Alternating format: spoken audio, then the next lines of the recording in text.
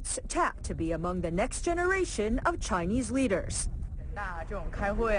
Some people think of old government officials when they think of the Communist Party, she says, but actually there are many young professionals just like us. Since its founding, the Chinese Communist Party has been dominated by older men, one generation of veteran party functionaries giving way to the next. But it's always replenishing its ranks. One of the Communist Party's greatest achievements is simply its survival. Today, it's the world's largest political party with over 80 million members, many of them recruited from schools like this one. For today's young cadres, the old ideologies of Marxism and Mao Zedong are taking a back seat to the need for social stability and national unity.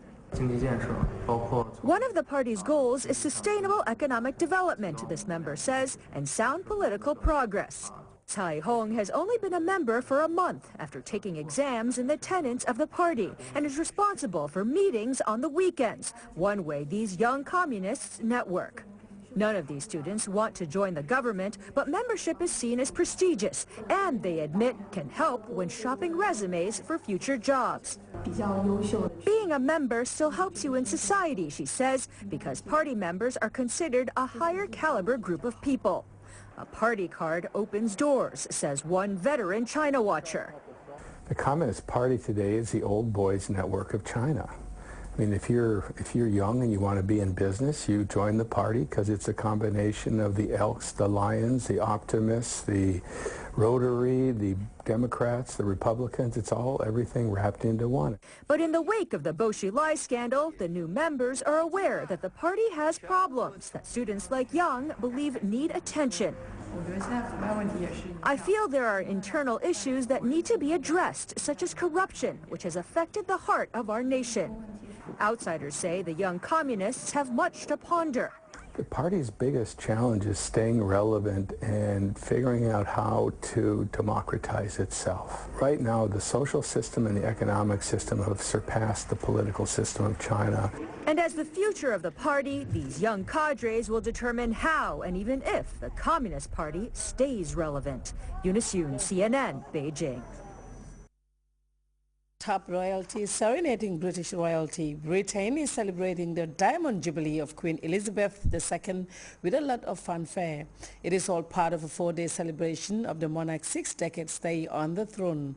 While if you are in central London, you can't really miss it. Hundreds of flags adorning the streets. The famous red, white and blue Union Jack has been a big part of celebrations so far. And as CNN's Nina Dos Santos found out, it is providing a big boost for Brits business. Never before in Britain has it been so fashionable and financially lucrative to fly the flag. Roll Britannia, Britannia, roll the waves. Britons never, never, never will be slaves.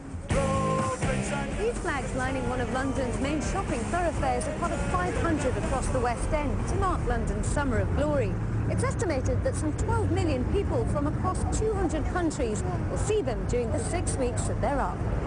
First created in 1606, the banner was designed to mark the union of Scotland with England and Wales under James I. It's best known by its seafaring name, the Union Jack, and because the flag isn't licensed, anyone can add it to their wares. It was a trademark for the British international empire in the 19th century. It has since become, if you like, a design classic, and it really does saturate our culture. Once seen as a stage symbol of a bygone era, the Union Jack has had something of a checkered past. It's been hijacked by the right wing and become a staple on the pop scene. But this year's combination of the Queen's Diamond Jubilee and the London Olympics has rekindled interest in the red, white and blue. And purveyors of patriotic products have already sold out of a number of items. Supermarket chain Tesco reckons some 2.86 million flags will have flown off of its shelves by the end of the weekend. What's more, souvenir shops are also doing a roaring trade. Probably on average about a good 20% up on business from last year. You know, aprons, napkins, all sorts of things. So, I mean, I think the Union Jack has probably outsold just about anything else in the last couple of weeks. It's been fantastic. It's all good for British business throughout the whole country. But you don't have to be from the United Kingdom to want a piece of the Union Jack.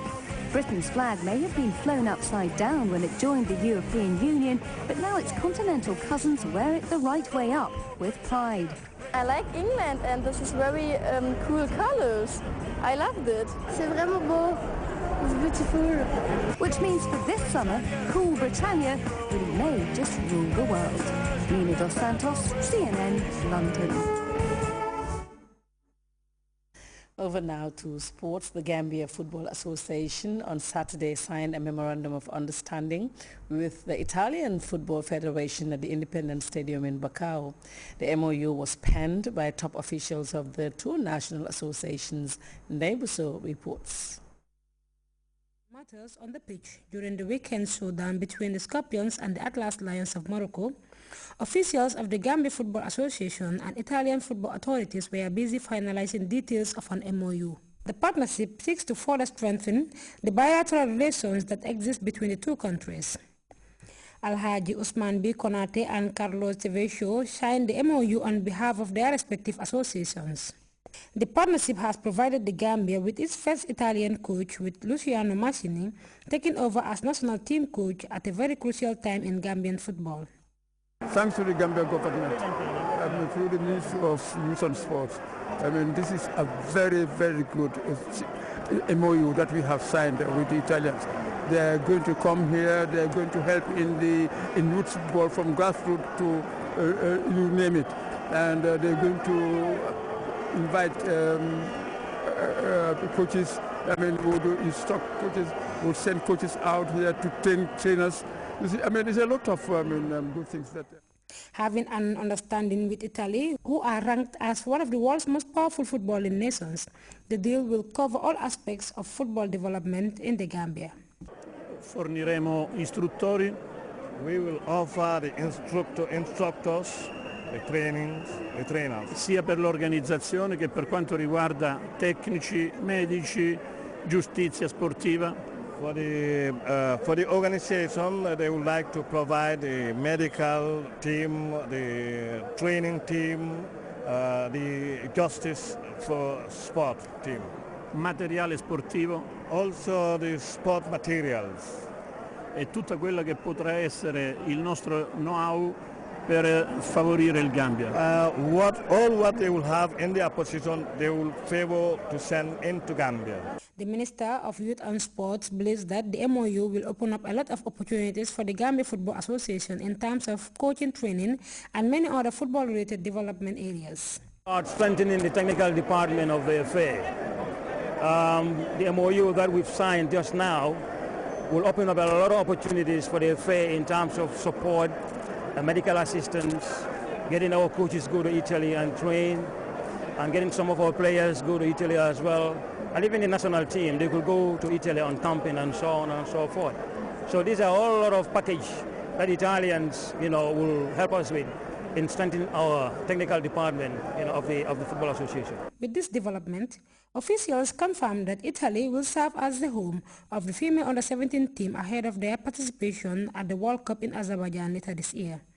For GRTS Sports, I am Debuso.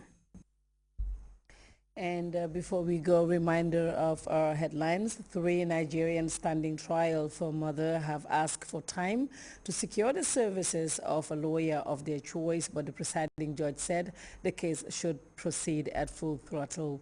Aviation experts from East, West and Central Africa have descended on Banjul for 4 days of talks on the trafficking and transportation of dangerous goods.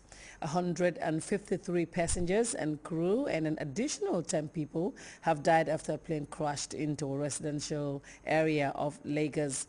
And authorities in communist China are rounding up pro-democracy activists ahead of the 23rd anniversary of the bloody Tiananmen Square crackdown. You can also follow that story and other GRTS programs live on www.grts.gm.